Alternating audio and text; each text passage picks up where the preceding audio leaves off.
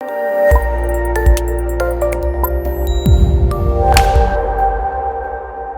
are playing the main bad boy here in the film. आपकी जो विवशता थी वो हमने देखी कि आप खुद अपने आप से मजबूर हैं क्योंकि आपको ऐसा बड़ा किया गया था। आपके फादर ने जिस तरह का कोल्ड रिएक्शन दिया था इस सुन के, वो बता रहा था कि इसमें आपसे ज़्यादा उनकी गलती है।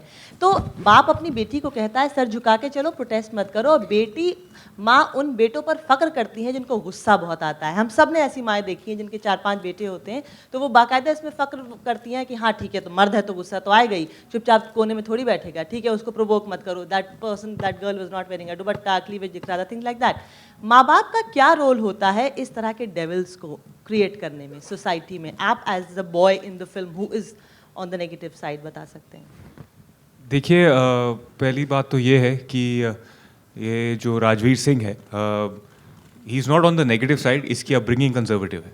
तो जैसे आप सुजीत दा की सारी फिल्में देखेंगे, सब हालात के कैरेक्टर्स हैं, तो राजवीर सिंह भी एक हालात का कैरेक्टर। जिस तरीके से आपने बोला कि हर माँ को गर्व होता है कहीं ना कहीं कि उसके बेटे को गुस्सा आता है, मैं ये कहूँगा कि हर माँ को अपने बेटे पर गर्व ज़रूर होता है, जैसे कि हर पिता को अपनी बेटी पर होता है। लेकिन मैं ये नहीं समझता कि कोई भी माँ को गर्व होगा कि उनका बेटा गुस्से से अपनी पहचान बनाए।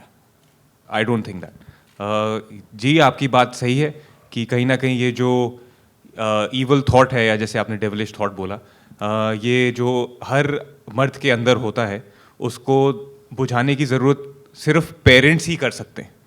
और जैसे ये सीड है, ठीक है, वो सीड जो माँ बाप हैं वही जब बच्चा बड़ा होता है, जैसे हम बात कर रहे हैं, जैसे कि जब बच्चियां जवान होती हैं तो कैसे उनको अथॉरिटी मिलनी चाहिए, तो यही चीज़ हमें अपने बेटों को समझानी पड़ेगी as parents, even in schools.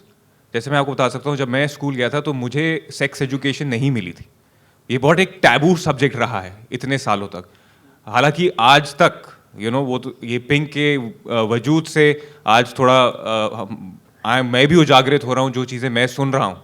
लेकिन जब मैं स्कूल में था तो हमें सेक्स एजुकेशन या अबाउट दी ऑपोजिट सेक्स के बारे में इतना डिटेल में नहीं बताया गया था। तो ये ज़रूरत है आज की कि ये पहले तो माँ बाप अपने बच्चों से बात करें, उनको एक नारी को आदर जिस तरीके से और सम्मान जिस तरीके से दिया जाता है वो सिखाएं, क्योंकि नारी का वजूद जो हमारी सोसाइटी में बहुत ऊंचा दर्जे पर रखा जाता है, और उसको आदर करना, उसका सम्मान करना All right, Tapsiz, yeah, good. हर माँ बाप को अपने बच्चों को सिखाना चाहिए।